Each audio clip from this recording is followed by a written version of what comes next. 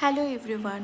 সারাটা বছর ওয়েট করি এই বর্ষাকালের জন্য, কারণ এই বর্ষাকালেই ভালো ভালো ইলিশ মাছটা পাওয়া যায়। আর ইলিশ মাছ খেতে আমার খুবই ভালো লাগে, তাই চলে গেছিলাম বাজারে। এই ফার্স্ট টাইম আমি নিজের হাতে ইলিশ মাছ কিনলাম। প্রথমে একটু ভয় লাগছিল যে কিনতে পারবো কি পারবো না, কিন্তু জানেন তো বেশ ভালোই আমি ইলিশ মাছটা কিনেছিলাম। খেতে খুবই টেস্টি ছিল।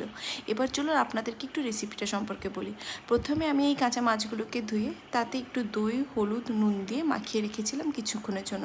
আর এই যে একটি বাটিতে নিয়ে নিয়েছিলাম কিছুটা সর্ষে গুঁড়ো আর হলুদ গুঁড়ো আর একটুখানি পোস্ত পেস্ট দিয়ে ওটাকে ভালো করে জলের মধ্যে মিশিয়ে নিয়েছিলাম।